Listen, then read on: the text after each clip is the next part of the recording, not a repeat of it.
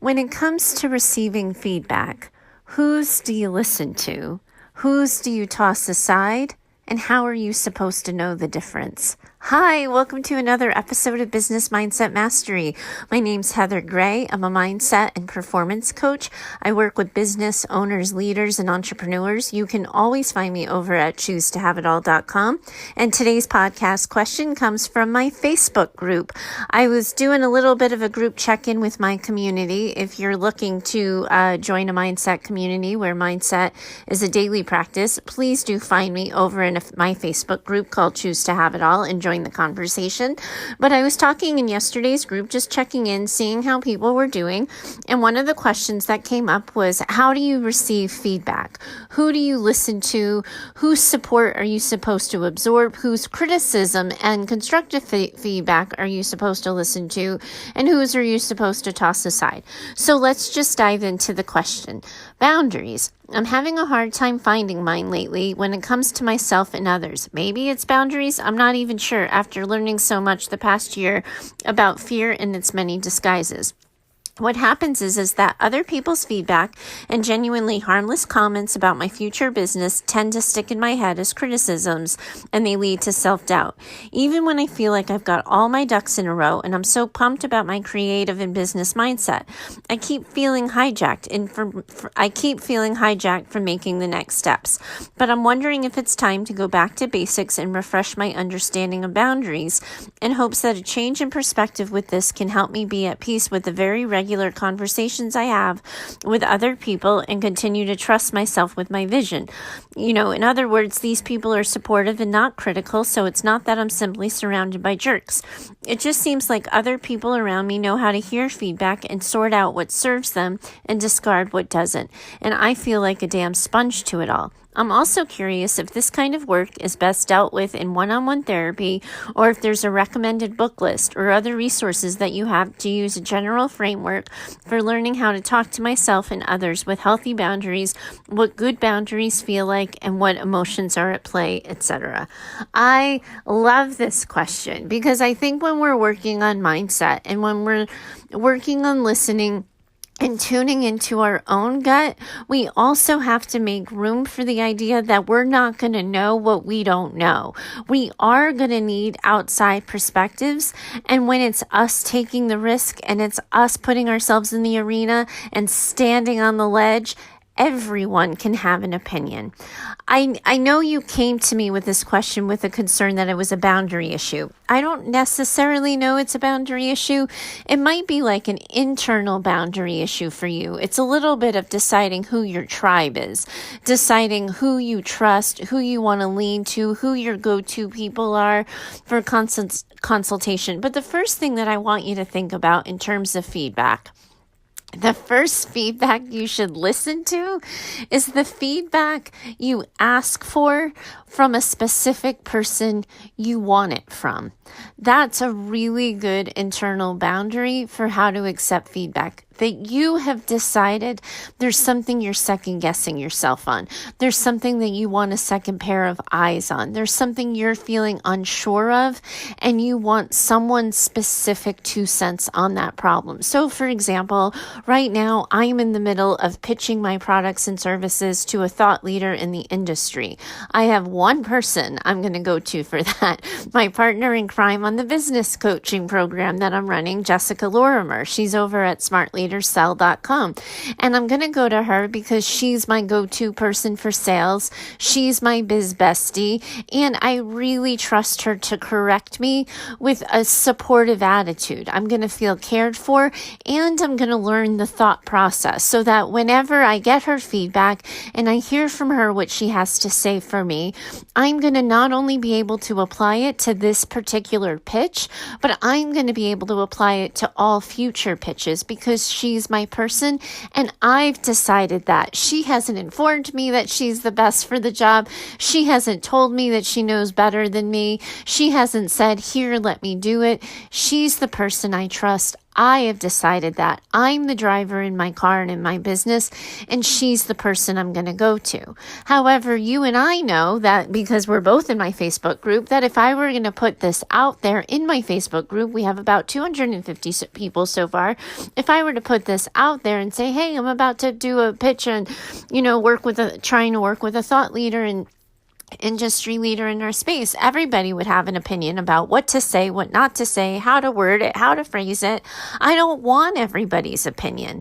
And there's a difference between me going to Jess and asking her, hey, what do you think? How could I set myself up for the best success with this idea I have, versus saying, hey guys, I'm so excited. I have this new idea. I'm really looking forward to it. Wish me luck, blah, blah, blah. And suddenly being given so many directions on how to do it, how to word it, what I should say, what I shouldn't say. So the first thing I want you to do the gut check on when you're receiving feedback is, have you asked for it? Did you just say, hey guys, I'm launching a product next month. I'm so excited. This is what I'm thinking. And suddenly 3 people are like, oh, have you done the market research on that? Because I don't think anyone's going to buy that. Or, ooh, what's your price point on that? What are you thinking of charging for something like that? If you're leading with what you're up to and what you're excited with, and someone's volunteering feedback, I would give that a second guess. Because one of the things that I've learned about talking about my dreams and talking about my plans and going for the brass ring is people are scared of risk, even when it's not them taking it. And then the second piece is the view is always better from the cheap seats, right? So it's so easy from the cheap seats to say, oh, I don't know. I think you should think about that marketing approach, or really, you sure you want to name it that? Or really, you think that's a legitimate business idea? You're going to make money doing that. It's so easy to second guess and question when it's not your butt on the line, when it's not you in the arena. So the first thing I want you to do and to think about is to make sure the feedback you're considering is the feedback you have asked for. And the reason for this is that means you are in the space where you're driving your own business, where you are in the decision-making mode and you need to decide what's best for you. The second part of this is also recognizing that your comfort level with risk isn't going to be everyone's comfort level with risk. And it's easy for people to volunteer an opinion when they don't have any skin in the game. So you want to second guess that. If you think that someone might have a legitimate point of view that you do need to consider, just wait 24 hours. Write it down on a piece of paper. Put it in your calendar to check in with yourself. Because I think sometimes what happens is it's hey, I'm thinking of this, and someday I'm going to do that, and in 3 months I might be able to do that, and someone takes a pin to your balloon, the air goes out, and suddenly you feel really deflated. And then you're considering that feedback simply because someone tried to pop your balloon, rather than recognizing that's not the mindset you were in. You had already made a decision. And that's the second place in this conversation where you can check your gut. Feedback should be on decisions you've already made or are at least considering. Because sometimes if you've already made a decision and it's done and it's planned, you don't necessarily want or need feedback in that moment. If you have made a decision, that means you're not in a review process. You're not examining results. You're not checking the data. So you check the feedback at the door. If you're in the, it's like if you're in the planning stages, you want to know what people think and you want to choose your people. If you're in the review stages, it's the same thing. You want to decide who your people are and you want to check in with them. But you want to drive that conversation. But so often people become sponges to feedback because they don't know what to say in response to feedback that's been offered but not asked for. So then you say, oh, thank you. I hadn't thought about that. And then suddenly you're thinking about it. And then suddenly you're second guessing yourself and questioning your decisions. So what I really would encourage you to do is think about who you're sharing your ideas with, who you're talking to, and keep that group small and keep it to people whose opinions you trust, whose leadership you rely on, and who can help you guide the ship that's best for you. And that is not the peanut gallery. That is not the people sitting in the cheap seats of the arena. So, for example, my parents love me to death, and my parents are so excited to hear everything I'm doing. My dad kind of rolled his eyes and lost his mind when he heard I was doing an individualized plan on using the Voxer app, but they got super, super excited about everything I did. My stepmother's super supportive of every idea, everything I put out there. But if it came to business, my stepmother loves me, but she doesn't know about business. I wouldn't ask her opinion for business. But my dad has run several businesses and consulted on a lot of businesses and done a lot of things. I would absolutely be going to him on this because I trust his opinion.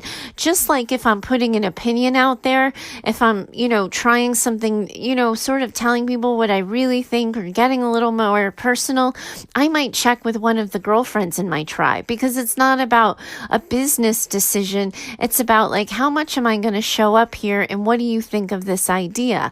But I decide. So the best thing I can, sort of give you advice for here is to make sure you have a predetermined group of people you can lean on for specific things and have a predetermined person who, when you don't know who the F to go to, you can ask them for a recommendation. So for example, I'm in the middle of this house reconstruction, and right now we're only in the design process.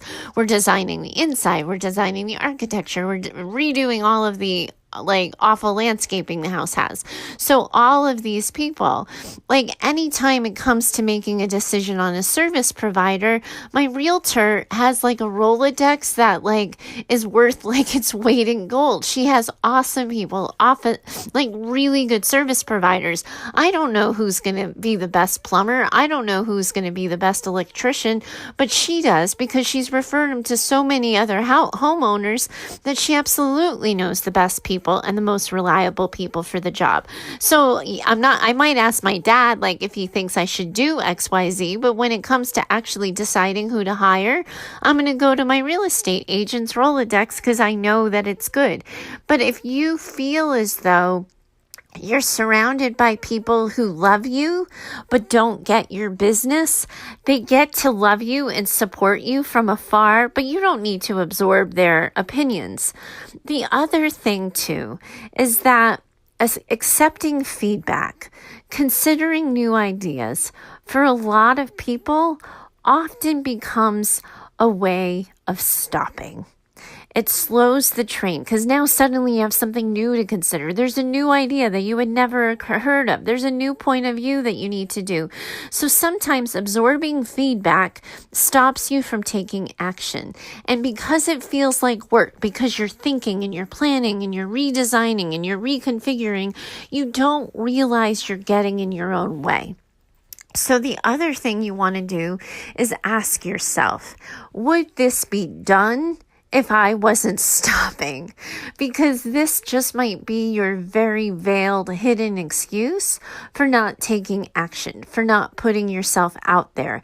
Because you can be pumped, you can be excited for the creative process, but at some point in time, you have to press go, you have to press publish, you have to hit send. And then sometimes that joy and that excitement and that anticipation and that perfectly imperfect vision you have for yourself, your life, and your business can start to tarnish and change a little bit. So long as you don't press go, play, start, hit, all of that, you get to have it in its mini perfection. So what I would encourage you to do is ask yourself, is making this decision going to get in the way of me from taking action? And if it is, then I think you really need to do a gut check and look yourself in the mirror and ask yourself, are you just afraid afraid to put yourself out there, because I see where your struggle is. You're talking about personal development, you're talking about self-awareness, you're talking about self-acceptance, and you're also talking about boundaries. It can be really difficult to know whose voice to listen to, how to decide. One of the things that I like to recommend, and I've recommended this book so many times, I need to get an affiliate link for it, but it's called The One Thing. I forget offhand who the author is, but it's basically focusing on what's next, the next step of your business, the next part in the process, rather than focusing on everything.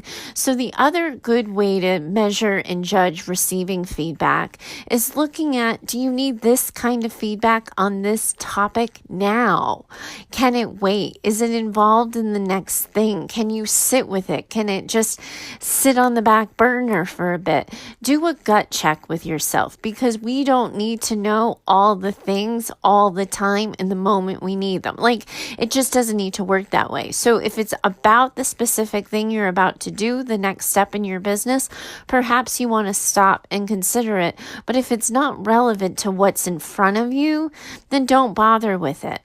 The other thing I just want to remind you is the good old-fashioned people component to this, because I think sometimes people are well-meaning and they give you ideas and they give you feedback, not as a way of criticizing, not as a way of second guessing, simply as a way of participating in your life. You could try this, you could do this, because once somebody comes up with an idea, hey, I want to open a candy store, hey, I want to do XYZ, we can say, great. We can say, good for you. We can say, oh my gosh, I can't wait to go. I'll tell everybody.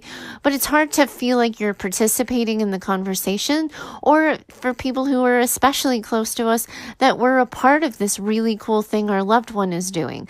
So sometimes I got to tell you, feedback is the same as any kind of annoying platitude. When somebody says, thinking of you, thoughts and prayers, there's a reason for everything. All the, that automatic response we get to really, kind of weird and awkward things that happen in life. I have to tell you, sometimes when people don't know what to say, they just move to problem solving, even when there's not a problem to be solved. So it's okay to say, hey, oh my gosh, thank you so much for thinking about my idea. I'm so glad you like it. I'm really excited to be doing it. I don't think I need to make any changes to my idea right now, but holy smokes, when I'm evaluating this in 3 months, I'm going to look back on what you said and really give it a good consideration. You can just recognize them for wanting to be included. And sometimes people are going to insert themselves in weird places because they don't know where to insert themselves otherwise. So when people do have a way, like an actual ability or something they can do to help you or contribute positively to your business and idea, it's a good idea, if you want to maintain that driver's seat position, to give them a role, to, let them ride shotgun, but give them the map you're on and see and give them specific direction on how they could help you. Because sometimes people will give you feedback about one thing and you don't actually need feedback about that thing, but general feedback around something else would be really helpful. So what ends up happening, and this is what I want you to sort of take away from your question here, is that you are doing the analysis. You are in control. Do you need this feedback? Were you asking for this feedback? Is it relevant to what you're working on right now?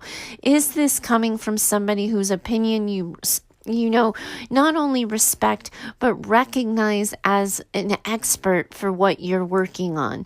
Do that evaluation and don't be afraid to cast feedback aside, because that's the last piece to this, right? That sometimes it feels kind of weird and egotistical and sort of, just overconfident to be like, thanks, I've got this, right? We want everybody to think they've got this. We want everybody to be super confident and to just press go and hit send and go play. But the idea of being somebody with the attitude and the belief of saying, hey, thanks for what you're thinking here, but I promise you I've got this, it can feel weird to say. So as a way of avoiding that awkwardness and that discomfort, we just have the conversation about feedback. So it's really okay to know when you are good And sell that to your people who are giving opinions, to be like, oh my gosh, I know all the ideas start coming as soon as somebody starts talking. I got to tell you, I'm good right now. Like I've got a plan. I'm so excited for what happens next. But like, thanks for your support, because that's the other piece, right? You don't know how to say thank you, but no thank you. So you sort of say yes, which then feels like accepting the feedback. So if you just reflect back and give them, something that says, I heard you, but thanks, I don't need it. I think you will feel more empowered to check it at the door, because you need that confidence. So that's the thought process I want you to think about. And what I want you to pay attention to specifically here is at no point in time have I told you, look at the feedback you're receiving. Consider it from all sides and then decide if it has value from you. It's not worth evaluating the feedback. And I think that's the loop you're probably caught in. You want to decide, do I need new information right now? Do I need a new set of eyes on this situation? Am I in a place where I have questions about what I'm currently doing? All of that, because if it's good feedback, it will find its way back around to you again. I love that you're such an active member of my community. I'm so glad I was able to give back today by doing an episode for you and your question. Thanks so much for always having my back and the hard conversations I'm having in the group. Your participation has not gone unnoticed, and I am so glad I was able to help you today. So hopefully I gave you some questions to look at, ways of getting yourself to be the boss and in the driver's seat of your own business. Check out that book, The One Thing, because I think that would be helpful. And then if mindset is an ongoing issue for you, if you feel like this, you're still like getting tripped up and you're still tripping up, then I do recommend getting someone's 2 cents on your problem rather than reading a book. And it doesn't sound like you have like this big ingrained mindset problem that's going to take sessions and sessions of work. You and I could always do a consult. And if it doesn't feel relevant, or you don't feel like I have enough knowledge about your particular business idea or whatever, I can certainly recommend to other people who could give you their 2 cents as well. But I'm not somebody who recommends books to solve problems very well, because I prefer the one and done method. But thanks so much for reaching out and asking, for my 2 cents on this. I hope it helps. Anybody else who'd like my 2 cents, you can always find me over at my Facebook group, Choose to Have It All, or send me an email, heather@choosetohaveitall.com. Thanks so much for listening today. I look forward to talking to you tomorrow. We're going to be having that conversation I've been talking to you about addressing the truths that come with depression, managing depression, living with depression, and supporting those who are struggling with depression. So it's going to be a hard conversation. I'm working to get it right for you tomorrow. So stay tuned. I look forward to talking to you then. Bye for now. The podcast you just heard was published with Anchor. Got something you want to say to the creator of this show? Send them a voice message using the Anchor app, free for iOS and Android.